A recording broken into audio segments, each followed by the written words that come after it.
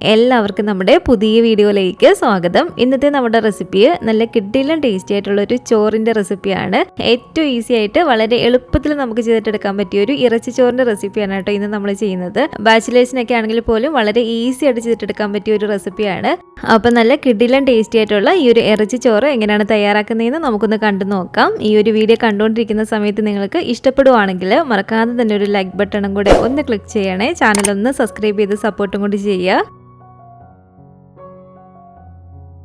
ഞാനിപ്പോൾ ഇവിടെ ഈ ഒരു ഇറച്ചി ചോറ് ബീഫിലാണ് കേട്ടോ വെക്കുന്നത്. ബീഫിന് പകരം നിങ്ങൾക്ക് ഈ ഒരു റെസിപ്പി ഫോളോ ചെയ്ത് ചിക്കനിലോ മട്ടണിലോ വേണമെങ്കിൽ ചെയ്യാവുന്നതാണ്. ഓരോന്നിന്റെ വേവ് വ്യത്യസ്തമായിരിക്കും, അതൊന്നും നോക്കണമെന്ന് മാത്രമേ ഉള്ളൂ. ചിക്കനൊക്കെ ആണെങ്കിൽ എളുപ്പത്തിൽ നമുക്ക് വെന്ത് കിട്ടും. ഞാനിപ്പോൾ ഇവിടെ 1 കിലോ ബീഫ് നല്ല പോലെ തന്നെ ക്ലീൻ ചെയ്ത് കഴുകി അതിന്റെ വെള്ളമൊക്കെ തുറന്നിരിക്കുകയാണ്. ഇനി നമുക്ക് ഇതിലേക്ക് വേണ്ടത് ഒരു 6 പച്ചമുളകാണ്. ഈ ഒരു ചോറിൽ ഞാൻ ഒരുപാട് മുളക് പൊടി ചേർക്കുന്നില്ല, അത്യാവശ്യം എരിവിന് വേണ്ടിയിട്ട് പച്ചമുളക് തന്നെയാണ് കേട്ടോ എടുക്കുന്നത്. ഇത് കണ്ടില്ല, ഈ ഒരു വലിപ്പമുള്ള ഒരു 6 പച്ചമുളക് ഞാൻ എടുത്തിട്ടുണ്ട്. അത് നമുക്ക് ഈ ഒരു മിക്സർ ജാറിലേക്ക് ഇതുപോലെ ചെറുതായിട്ട് കട്ട് ചെയ്തിട്ട് കൊടുക്കാം. പിന്നെ വേണ്ടത് ഒരു 1/4 കപ്പ് അളവിൽ ഇഞ്ചി ഇതുപോലെ ചെറുതായിട്ട് കട്ട് ചെയ്തതാണ്. അതേ അളവിൽ തന്നെ ഒരു 1/4 കപ്പ് അളവിൽ വെളുത്തുള്ളിയും കൂടെ നമുക്ക് ഇതിലേക്ക് ഇട്ട് കൊടുക്കാം. പിന്നെ ഇതിലേക്ക് വേണ്ടത് ഇതുപോലെ 3 ചെറിയ തണ്ട് പുതിനയിലയാണ്, അതും കൂടി ഇട്ട് കൊടുത്തിട്ടുണ്ട്. ഇതുപോലെ കുറച്ച് മാത്രം മല്ലിയിലയും കൂടെ നമുക്ക് ഇതിലേക്ക് ഇട്ട് കൊടുക്കാം. എന്നിട്ട് ഇനി ഇതെല്ലാം കൂടി ചേർത്ത് നമ്മൾ മിക്സിയിൽ ഒന്ന് കറക്കി എടുത്തിട്ട് വരാം. ഒരുപാട് പേസ്റ്റ് പരുവത്തിൽ അരിഞ്ഞു പോകേണ്ട ആവശ്യമില്ല. ഈ ഒരു പരുവത്തിന് നമ്മളൊന്ന് ചതച്ചിട്ടെടുത്താൽ മതി എല്ലാം കൂടി. ഇത് കണ്ടില്ല, ഇതുപോലെ ഒന്ന് റെഡിയാക്കി എടുത്തിട്ടുണ്ട്. ഇനി ഈ ഒരു കുക്കറിലേക്ക് ഒരു 3-4 ടേബിൾ സ്പൂൺ അളവിൽ വെളിച്ചെണ്ണയോ അല്ലെങ്കിൽ സൺഫ്ലവർ ഓയിലോ ഒഴിച്ചു കൊടുക്കാം. ഞാനിപ്പോൾ ഇതിലേക്ക് സൺഫ്ലവർ ഓയിലാണ് കേട്ടോ ഒഴിച്ചു കൊടുത്തിരിക്കുന്നത്. ഓയിൽ ചൂടായിട്ട് വരുമ്പോഴത്തേക്കും ഇതൊരു 3 മീഡിയം വലിപ്പമുള്ള സവാള ഇതുപോലെ നീളത്തിൽ നിന്ന് കനം കുറഞ്ഞ് കട്ട് ചെയ്തിട്ടെടുത്താണ്, അത് നമുക്ക് ഇട്ട് കൊടുക്കാം. ഒരു തണ്ട് കറിവേപ്പിലയും കുറച്ച് ഉപ്പും കൂടി ചേർത്ത് കൊടുത്തിട്ട് സവാള നല്ല പോലെ തന്നെ ഒന്ന് വഴറ്റിയിട്ടെടുക്കണം. അത്യാവശ്യം നല്ല പോലെ തന്നെ ഇത് കണ്ടില്ലേ, ഈ ഒരു പരുവത്തിന് സവാള ഒന്ന് വഴണ്ടി വരണേ. അപ്പോൾ സവാള ഇതുപോലെ നന്നായിട്ട് വഴണ്ടി വരുന്ന സമയത്ത് നമ്മളിപ്പോൾ ചതച്ചെടുത്ത് വെച്ചിരിക്കുന്ന ചേരുവകളെല്ലാം തന്നെ ഇതിലേക്ക് ഇട്ട് കൊടുക്കാം. ഇനി അതും കൂടി ചേർത്തിട്ട് ആ ഒരു ഇഞ്ചിയും വെളുത്തുള്ളിയുടെയും പച്ചമുളകിൻ്റെയൊക്കെ ഒരു പച്ച ചുവ മാറി വരുന്ന വരെ ഒന്ന് ഇളക്കി കൊടുക്കുക. അപ്പോൾ അതിൻ്റെയൊക്കെ ഒരു പച്ചച്ചൊവയൊന്ന് മാറി വന്നതിന് ശേഷം ഇനി നമുക്കിതിലേക്ക് ചേർത്ത് കൊടുക്കേണ്ടത് ഇതൊരു 2 ചെറിയ തക്കാളി ഇതുപോലെ കട്ട് ചെയ്തിട്ട് എടുത്താണ്, അത് നമുക്ക് ഇട്ട് കൊടുക്കാം. ഇനി നിങ്ങൾ എടുക്കുന്ന അത്യാവശ്യം നല്ല വലിയ തക്കാളിയൊക്കെ ആണെങ്കിൽ ഒരെണ്ണം ചേർത്ത് കൊടുത്താൽ മതി. ബീഫ് ആയതുകൊണ്ട് ഒരുപാട് തക്കാളി നമ്മൾ ചേർത്ത് കൊടുക്കരുത്. ഇതുപോലെ ഒന്ന് ഇളക്കി കൊടുത്ത് തക്കാളി നല്ല പോലെ തന്നെ വാടി ഇതുപോലെ ഒന്ന് ഉടഞ്ഞു കിട്ടണം. അപ്പോൾ തക്കാളി ഇതുപോലെ ഉടഞ്ഞു വരുന്ന ഈ ഒരു സമയത്ത് നമുക്ക് ആവശ്യത്തിനുള്ള പൊടികൾ ചേർത്ത് കൊടുക്കാം. ഇതിലേക്ക് ഒരു 1/2 ടീസ്പൂൺ അളവിൽ മഞ്ഞൾപ്പൊടി ഇട്ട് കൊടുക്കുകയാണ്. അതുപോലെ തന്നെ 1.5 ടേബിൾ സ്പൂൺ അളവിൽ മല്ലിപ്പൊടി ഇട്ട് കൊടുക്കാം. കൂടാതെ ഇതിലേക്ക് നമുക്ക് ഒരു 1.25 ടേബിൾ സ്പൂൺ അളവിൽ മീറ്റ് മസാല ചേർത്ത് കൊടുക്കാം. അതുപോലെ തന്നെ ഒരു 1/2 ടീസ്പൂൺ അളവിൽ പെരിഞ്ജീരകത്തിന്റെ പൊടിയും 1/2 ടീസ്പൂൺ അളവിൽ കുരുമുളക് പൊടിയും കൂടി ഇട്ട് കൊടുത്തിട്ടുണ്ട്. ഇതൊരു 3/4 ടീസ്പൂൺ അളവിൽ മുളക് പൊടിയാണ്, സാധാ എരിവുള്ള മുളക് പൊടിയാണ് കേട്ടോ, കാശ്മീരി മുളക് പൊടിയല്ല. ഇതിലേക്ക് ഞാൻ ഒരുപാട് മുളക് പൊടി ചേർത്ത് കൊടുക്കുന്നില്ല, കാരണം നമ്മൾ അത്യാവശ്യം നന്നായിട്ട് തന്നെ പച്ചമുളകൊക്കെ ചേർത്ത് കൊടുത്തിട്ടുണ്ട്. അതുപോലെ തന്നെ കുരുമുളക് പൊടിയും ചേർത്ത് കൊടുത്തിട്ടുണ്ട്. ഇനി ഒരു പൊടികളെല്ലാം കൂടി ചേർത്ത് കൊടുത്തിട്ട് പൊടികളുടെ ഒരു പച്ച ചുവയൊന്ന് മാറി വരുന്നവരെ ഇതുപോലെ നിലക്കി കൊടുക്കുക. പൊടികളുടെ ഒരു പച്ച ചുവയൊന്ന് മാറി വന്നതിന് ശേഷം 1 ടേബിൾ സ്പൂൺ മാത്രം ഇതിലേക്ക് നമുക്ക് തൈരും കൂടി ചേർത്ത് കൊടുക്കാം. തൈരും കൂടി ചേർത്ത് കൊടുത്തിട്ട് നല്ലപോലെ തന്നെ ഇതുപോലെ നിലക്കിയിട്ട് എടുക്കുക. ഇനി നമുക്കിതിലേക്ക് നമ്മൾ എടുത്തു വെച്ചിരിക്കുന്ന 1 കിലോ ബീഫ് ഇതിലേക്ക് ഫുള്ളായിട്ട് ഇട്ട് കൊടുക്കുക. ഇനി ഒരു ബീഫും കൂടി ചേർത്ത് കൊടുത്തിട്ട് നന്നായിട്ട് നിലക്കി കൊടുക്കുക കേട്ടോ. നമ്മളൊരു സവാള വഴറ്റുന്ന സമയത്ത് മാത്രമേ കുറച്ച് ഉപ്പ് ചേർത്ത് കൊടുത്തിട്ടുള്ളൂ. അപ്പോൾ ആവശ്യത്തിനുള്ള ഉപ്പും കൂടി നമുക്കിപ്പോൾ ഇതിലേക്ക് ഇട്ട് കൊടുക്കാം. ഉപ്പും കൂടി ചേർത്ത് നന്നായിട്ട് ഇളക്കിയതിന് ശേഷം ഇതിലേക്ക് ഞാൻ 250 ml ഒരു കപ്പിൽ 1 കപ്പ് അളവിൽ വെള്ളം കൂടി ചേർത്ത് കൊടുക്കുകയാണ്. അപ്പോൾ ഇതുപോലെ 1 കപ്പ് അളവിൽ വെള്ളം കൂടി ചേർത്ത് കൊടുത്തിട്ട് നല്ല പോലെ തന്നെ ഇളക്കി കൊടുക്കുക. ഇനി നമുക്ക് ഈ ഒരു കുക്കർ ഒന്ന് അടച്ചു വെച്ച് കൊടുത്തിട്ട് നല്ല പോലെ തന്നെ ബീഫ് ഒന്ന് വേവിച്ചിട്ടെടുക്കാം. ഓരോ സ്ഥലത്തെയും ബീഫിന് പല വേവാണ്. ഇവിടെയൊക്കെ ആണെങ്കിൽ നമുക്കൊരു 5-6 വിസിലടിക്കുമ്പോഴത്തേക്കും തന്നെ നന്നായിട്ട് വെന്ത് കിട്ടും. ഇനി നമ്മുടെ നാട്ടിലൊക്കെ ബീഫാണെങ്കിൽ കുറച്ചും കൂടി വേവ് കൂടുതലുള്ള ബീഫായിരിക്കും. അപ്പം നമ്മൾ സാധാരണ വാങ്ങിക്കുന്ന ഒരു ബീഫിന്റെ വേവ് നമുക്കറിയാമല്ലോ, അതിനനുസരിച്ച് വേണം നമ്മൾ വിസിലടുപ്പിച്ച് ബീഫ് വേവിച്ചിട്ട് എടുക്കാൻ വേണ്ടിയിട്ട്. ഇനി അഥവാ നിങ്ങൾ തുറന്ന് നോക്കുന്ന സമയത്ത് ബീഫ് വെന്തിട്ടില്ലെങ്കിൽ ഒന്നുകൂടി വിസിലടുപ്പിച്ച് നമ്മളൊന്ന് വേവിച്ചിട്ടെടുത്താൽ മതി. അപ്പോൾ ഒരു ബീഫ് ഇരുന്ന് വെന്ത് വരുന്ന ഒരു സമയത്ത് ഇനി നമുക്കിതിലേക്കുള്ള ഒരു ചോറിനായിട്ട് വേണ്ടത് ഞാനിപ്പോൾ ഇവിടെ 4 കപ്പ് അളവിൽ ജീരകശാല അരിയാണ് കേട്ടോ എടുക്കുന്നത്. ഇതുപോലെ കൈമ റൈസ് നമ്മൾ ഇറച്ചിച്ചോറൊക്കെ വെക്കുന്ന സമയത്ത് ജീരകശാല അരിയിൽ തന്നെ വെക്കുന്നതാണ് കുറച്ചും കൂടി നല്ലൊരു ടേസ്റ്റ് ചോറിന്. നിങ്ങൾക്ക് ഈ ഒരു കൈമ റൈസിന് പകരം ബസുമതി റൈസ് വേണമെങ്കിലും എടുക്കാനാണ്. പക്ഷെ നമ്മൾ ഇറച്ചിച്ചോറൊക്കെ വെക്കുമ്പോൾ എപ്പോഴും നല്ലത് കൈമ റൈസിൽ തന്നെ വെക്കുമ്പോൾ ചോറിന് കുറച്ചും കൂടി നല്ലൊരു മണവും നല്ലൊരു ടേസ്റ്റും ഒക്കെ കിട്ടും. അപ്പം ഏത് വേണമെങ്കിലും എടുക്കാം. ഞാനിപ്പോൾ ഇവിടെ 250 ml ഒരു കപ്പിൽ 4 കപ്പ് അളവിൽ ജീരകശാല അരിയാണ് എടുത്തിരിക്കുന്നത്. അത് നമുക്ക് ഈ ഒരു പാത്രത്തിലേക്ക് ഇട്ട് കൊടുക്കാം. ഇനി നമ്മൾ സാധാരണ അരി കഴുകുന്ന പോലെ തന്നെ കുറച്ച് തവണ നല്ല പോലെ തന്നെ കഴുകിയതിന് ശേഷം ഇതിലേക്ക് കുറച്ച് ഏറെ തന്നെ ഞാൻ വെള്ളം ഒന്ന് ഒഴിച്ചു കൊടുത്തിട്ടുണ്ട്. ഇതൊരു 25 മിനിറ്റോളം നമുക്കൊന്ന് കുതിരാൻ വേണ്ടിയിട്ട് വെക്കാം. മാക്സിമം കൂടിപ്പോയാലൊരു 25 മിനിറ്റ്, അതിൽ കൂടുതൽ നമ്മൾ വെക്കരുത്.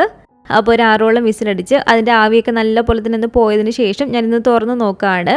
ഇതിപ്പോൾ എനിക്കിവിടെ ബീഫ് നന്നായിട്ട് തന്നെ വെന്ത് കിട്ടിയിട്ടുണ്ട് കേട്ടോ. ഇനി നിങ്ങൾ തുറന്ന് നോക്കുന്ന സമയത്ത് ബീഫ് വെന്തിട്ടില്ലെങ്കിൽ ഒന്നും കൂടി ഒരു വിസിലടുപ്പിച്ച് വേവിച്ചിട്ടെടുത്താൽ മതി. ഇനി ഈ ഒരു കറിയിൽ നിന്ന് നമുക്ക് ആ ഒരു ബീഫിൻ്റെ കഷ്ണങ്ങൾ മാത്രമായിട്ട് ഇതുള്ളെടുത്ത് വേറൊരു പാത്രത്തിലേക്ക് വെച്ച് കൊടുക്കാം. എന്നിട്ട് ആ ഒരു ഗ്രേവി നമുക്കൊന്ന് അളന്ന് നോക്കേണ്ടതാണ്. അതിലാണ് നമ്മൾ അരി വേവിച്ചിട്ടെടുക്കുന്നത്. അപ്പോൾ അരിയൊക്കെ നന്നായിട്ട് വെന്ത് ഒട്ടും തന്നെ കുഴഞ്ഞു പോകാതിരിക്കാൻ വേണ്ടിയിട്ടാണ് കേട്ടോ നമ്മൾ ഇതുപോലെ അളന്ന് തന്നെ ചേർത്ത് കൊടുക്കുന്നത്. അപ്പോൾ നമ്മൾ അരി വേവിക്കാൻ എടുക്കുന്ന ഈ ഒരു പാത്രത്തിലേക്ക് ആ ഒരു ഗ്രേവി ഇതുപോലെ ഒന്ന് അളന്നിട്ട് ഒഴിക്കുക. 250 ml കപ്പാണ് കേട്ടോ ഞാനിവിടെ എടുത്തിരിക്കുന്നത്. അപ്പോൾ 250 ml ഈ ഒരു കപ്പിൽ കറക്റ്റ് എനിക്ക് 3 കപ്പ് അളവിൽ ആ ഒരു ബീഫിൻ്റെ ഗ്രേവി കിട്ടിയിട്ടുണ്ട്. നമ്മളിതിലേക്ക് 4 കപ്പ് അളവിൽ ജീരകശാല അരിയാണ് എടുത്തിരിക്കുന്നത്. 1 കപ്പ് അരിക്ക് 1.5 കപ്പ് വെള്ളം എന്ന കണക്കിന് 4 കപ്പ് അരിക്ക് 6 കപ്പ് വെള്ളമാണ് നമ്മൾ ഇതിലേക്ക് ചേർത്ത് കൊടുക്കേണ്ടത്. അപ്പോൾ 3 കപ്പ് അളവിൽ നമുക്ക് ആ ഒരു ഗ്രേവി കിട്ടിയിട്ടുണ്ട്. ഇനി നമുക്ക് ഇതിലേക്ക് 3 കപ്പ് സാധാ നോർമൽ വാട്ടറും കൂടി ഒഴിച്ചു കൊടുക്കാം. ഇനി നിങ്ങൾ ചെയ്യുന്ന സമയത്ത് ഗ്രേവി നിങ്ങൾക്ക് കുറച്ചാണ് കിട്ടുന്നതെങ്കിൽ വെള്ളം കൂട്ടി കൊടുത്താൽ മതി. കറക്റ്റ് നമ്മളിതിലേക്ക് 6 കപ്പ് വെള്ളം ചേർക്കണമെന്ന് മാത്രമേ ഉള്ളൂ. അതിലിപ്പോൾ ഗ്രേവി കൂടിയാലോ വെള്ളം കൂടിയാലോ ഒന്നും ഒരു കുഴപ്പമില്ല. കറക്റ്റ് 6 കപ്പ് ചേർത്ത് കൊടുത്താൽ മതി. ഇനി ഒരു വെള്ളത്തിലേക്ക് നമുക്ക് ഇതുപോലെ ഈ ഒരു വലിപ്പമുള്ള ഒരു കറുവപ്പട്ടയും ഒരു 4 ഗ്രാമും ചെറിയൊരു തക്കോലും ഒരു 5 ഏലക്കായും എടുത്തിട്ടുണ്ട്. അതെല്ലാം കൂടി നമുക്ക് ഒരു വെള്ളത്തിലേക്ക് ഇട്ട് കൊടുക്കാം. ഇതുപോലെ ചെറിയ 2 കഷ്ണം ബേ ലീവ്സും കൂടി ഇട്ട് കൊടുക്കുകയാണ്. ഇതൊരു മീഡിയം വലിപ്പമുള്ള ഒരു നാരങ്ങയുടെ പകുതി നീരെടുത്തിരിക്കുന്നതാണിത്. അപ്പോൾ ഒരു നാരങ്ങയുടെ പകുതി നീര് ഇതുപോലെ നമുക്ക് മുഴുവനായിട്ട് ഒഴിച്ചു കൊടുക്കാം. പിന്നെ നമുക്ക് ഇതിലേക്ക് ചേർത്ത് കൊടുക്കേണ്ടത് ഒരു 1.5 ടേബിൾ സ്പൂൺ അളവിൽ നെയ്യാണ്. 1.5 ടേബിൾ സ്പൂൺ നെയ്യും കൂടെ ഒഴിച്ചു കൊടുത്തിട്ടുണ്ട്. ഇനി ഇതിലേക്ക് ഞാൻ ആ ഒരു ചോറിന് കുറച്ചും കൂടി നല്ലൊരു ടേസ്റ്റ് കിട്ടാൻ വേണ്ടിയിട്ട് മാത്രം ഇതുപോലെ ഒരു ചെറിയൊരു പാക്കറ്റ് ബീഫ് സ്റ്റോക്ക് ഞാൻ ചേർത്ത് കൊടുക്കുന്നുണ്ട്. സാധാരണ നമ്മൾ ഇറച്ചിച്ചോറ് വെക്കുന്നതിനകത്ത് ഇതൊന്നും ചേർത്ത് കൊടുക്കാറില്ല. പക്ഷെ നിങ്ങൾക്ക് ഒരു ബീഫ് സ്റ്റോക്ക് കിട്ടാനുണ്ടെങ്കിൽ തീർച്ചയായിട്ടും ഇതുപോലെ ചെറിയൊരു പാക്കറ്റ് ചേർത്ത് കൊടുത്ത് നോക്കാം കേട്ടോ. ചോറിന് കുറച്ചും കൂടി നല്ല ഇരട്ടി ഒരു രുചി കിട്ടും. ഇതുപോലെ നമ്മൾ പൊടിച്ചിട്ട് വേണം കേട്ടോ ഇട്ട് കൊടുക്കാൻ വേണ്ടിയിട്ട്. അപ്പോൾ ഉണ്ടെങ്കിൽ മാത്രം ഇട്ട് കൊടുത്താൽ മതി, ഇല്ലെങ്കിൽ ഒരു കുഴപ്പമില്ല, ഒഴിവാക്കിക്കോളൂ. ഇനി നമുക്ക് ഇതിലേക്ക് ചേർത്ത് കൊടുക്കേണ്ടത് ആവശ്യത്തിനുള്ള ഉപ്പാണ്. നമ്മൾ ബീഫ് വേവിക്കുന്ന സമയത്ത് ഉപ്പ് ചേർത്ത് കൊടുത്തതാണ്. ഇതിലേക്ക് നമ്മൾ ബീഫിന്റെ ഒരു ഗ്രേവിയും കൂടെ ഒഴിച്ചു കൊടുത്തിട്ടുണ്ട്. അപ്പോൾ ഇതിൽ എന്തായാലും ഉപ്പിന്റെ ഒരു അളവ് കാണും. പക്ഷെ നമ്മൾ ചോറ് വേവിക്കുന്ന സമയത്ത് കുറച്ചൊരു ഉപ്പ് മുന്നിട്ട് നിന്നാൽ മാത്രമേ ചോറ് വെന്ത് വരുന്ന ഒരു സമയത്ത് കറക്റ്റ് ഒരു ഉപ്പ് കിട്ടത്തുള്ളൂ. അപ്പോൾ ഒരു ഉപ്പ് നോക്കിയതിന് ശേഷം മാത്രം ഇതിലേക്ക് നമുക്ക് ആവശ്യത്തിനുള്ള ഉപ്പും കൂടി ചേർത്ത് കൊടുക്കാം. കുറച്ചൊന്ന് മുന്നിട്ട് നിൽക്കണം. സാധാരണ നമ്മൾ ചോറ് വേവിക്കത്തില്ലേ, ആ ഒരു രീതിക്ക് ഇതിലേക്ക് ആവശ്യത്തിനുള്ള ഉപ്പിട്ട് കൊടുക്കുക. നല്ല പോലെ തന്നെ ഇതുപോലെ തിളച്ച് കയറി വരുന്ന സമയത്താണ് നമ്മളൊരു 25 മിനിറ്റോളം കുതിരാൻ വെച്ചിരുന്ന അരിയെ അതിന്റെ വെള്ളമൊക്കെ ഒരു അരിപ്പിലേക്ക് ഊറ്റി നന്നായിട്ട് കളഞ്ഞതിന് ശേഷം ഇതിലേക്ക് നമുക്ക് ഇട്ട് കൊടുക്കാം. പിന്നെ നമ്മൾ വേവിച്ച് വെച്ചിരുന്ന ഒരു ബീഫില്ലേ, ആ ഒരു ബീഫ് ഇതിലേക്ക് ഫുള്ളായിട്ട് ഇട്ട് കൊടുക്കുക. ഇതൊരു 3/4 കപ്പ് അളവിൽ മല്ലിയില ഇതിൽ ചെറുതായിട്ട് കട്ട് ചെയ്തിട്ടെടുത്താണ്. അത് നമുക്ക് ഇട്ട് കൊടുക്കാം. മല്ലിയിലൊന്നും ഒരിക്കലും ഇതിനകത്തൊന്നും ഒഴിവാക്കരുത് കേട്ടോ. അതുപോലെ തന്നെ 1/4 കപ്പ് അളവിൽ പുതിനയില ചെറുതായിട്ട് കട്ട് ചെയ്തതും കൂടി ഇട്ട് കൊടുത്തിട്ടുണ്ട്. ഇനി ഇതെല്ലാം കൂടി ചേർത്ത് കൊടുത്തിട്ട് നല്ല പോലെ ഇതിനെ ഇളക്കി കൊടുക്കുക. ഇത് കണ്ടില്ലേ, ഇതുപോലെ നന്നായിട്ട് തിളച്ച് കയറി വരുന്ന ഈ ഒരു സമയത്ത് വേണം നമ്മൾ മൂടി വെച്ച് ഇതുപോലെ ഒന്ന് അടച്ചു വെച്ച് കൊടുക്കാൻ വേണ്ടിയിട്ട്. ഇതുപോലെ നമ്മൾ ചെറിയ ഹോളുള്ള അടപ്പാണ് എടുക്കുന്നതെങ്കിൽ അതെന്തെങ്കിലും വെച്ചൊന്ന് അടച്ചു വെച്ച് കൊടുക്കുക കേട്ടോ, ആവി പുറത്തേക്ക് പോകാതിരിക്കാൻ വേണ്ടിയിട്ട്. അപ്പോൾ ഇതുപോലെ തിളച്ച് കയറി വന്ന് നമ്മൾ അടച്ചു വെച്ച് കൊടുത്താൽ ഇനി നമുക്ക് തീ നല്ല പോലെ തന്നെ കുറച്ച് വെച്ച് കൊടുക്കണം. ഏറ്റവും ലോ ഫ്ലെയിമിൽ ഇട്ട് കൊടുത്തിട്ട് വേണം ഇനി നമ്മളിത് കുക്ക് ചെയ്തിട്ട് എടുക്കാൻ വേണ്ടിയിട്ട്.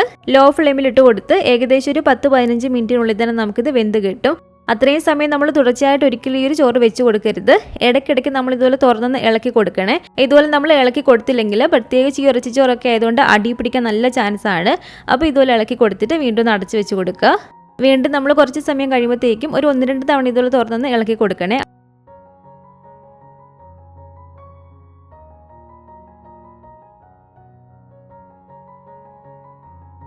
എനിക്കിപ്പോൾ ഇവിടെ ഏകദേശം ഒരു 15 മിനിറ്റിനുള്ളിൽ തന്നെ ചോറ് നല്ല പോലെ തന്നെ വെന്ത് കിട്ടിയിട്ടുണ്ട്. അഥവാ ചോറിന് കുറച്ചും കൂടി വേവൊന്ന് വേണം തോന്നിയിട്ടുണ്ടെങ്കിൽ ഒന്നുകൂടി നല്ല പോലെ തന്നെ ഇളക്കി തട്ടിപ്പൊത്തി കുറച്ച് സമയം കൂടി വെച്ച് കൊടുത്താൽ മാത്രം മതി. അപ്പോൾ ഇത് കണ്ടില്ല, നന്നായിട്ട് തന്നെ നമ്മുടെ ഒരു ഇറച്ചി ചോറ് ഇവിടെ വെന്ത് വന്നിട്ടുണ്ട്. ചോറിന് ഒട്ടും തന്നെ കുഴഞ്ഞു പോകാതെ നല്ല പെർഫെക്റ്റ് ആയിട്ട് തന്നെ നമുക്ക് ഇതുപോലെ വെന്ത് കിട്ടിയിട്ടുണ്ട്. അപ്പോൾ ഇത് കണ്ടില്ല, ഇത്രേ ഉള്ളൂ. വളരെ ഈസി ആയിട്ട് നമുക്ക് ചെയ്തിട്ടെടുക്കാൻ പറ്റിയ ഒന്നാണ് ഇറച്ചി ചോറ്. ഇതിന്റെ കൂടെ ഞാൻ നമ്മുടെ ഒരു തൈരും കൊണ്ടുള്ള സാലഡും അതുപോലെ തന്നെ നമ്മുടെ ബിരിയാണി ചമ്മന്തി ഇല്ലേ അതും പിന്നെ കുറച്ച് അച്ചാറും പപ്പടവും കൂടി ഉണ്ടെങ്കിൽ നല്ല കിട്ടില്ല ടേസ്റ്റ് ആണ് ഇത് കഴിക്കാൻ വേണ്ടിയിട്ട്. അപ്പോൾ ഇതുവരെയായിട്ട് നിങ്ങൾ ഇങ്ങനൊരു ചോറ് ഉണ്ടാക്കി നോക്കിയിട്ടില്ലെങ്കിൽ ഒരിക്കലെങ്കിലും ഒന്ന് ഉണ്ടാക്കി നോക്കണം കേട്ടോ. ഒരിക്കൽ നിങ്ങളിത് ഉണ്ടാക്കിയാൽ ഇടയ്ക്കിടയ്ക്ക് ഉണ്ടാക്കും എന്നുള്ള കാര്യം ഉറപ്പാണ്. കാരണം അത്ര ടേസ്റ്റി ആയിട്ടുള്ളൊരു ചോറാണിത്. അപ്പോൾ ഉണ്ടാക്കി നോക്കുകയാണെങ്കിൽ നിങ്ങളുടെ അഭിപ്രായങ്ങളൊക്കെ മറക്കാതെ തന്നെ നമ്മുടെ കമൻറ്റ് ബോക്സിൽ വന്ന് അറിയിക്കുക. അതുപോലെ തന്നെ ഈ ഒരു വീഡിയോ ഇഷ്ടപ്പെട്ടെങ്കിൽ മറക്കാതെ തന്നെ ഒരു ലൈക്ക് ബട്ടണും കൂടെ ഒന്ന് ക്ലിക്ക് ചെയ്യണേ.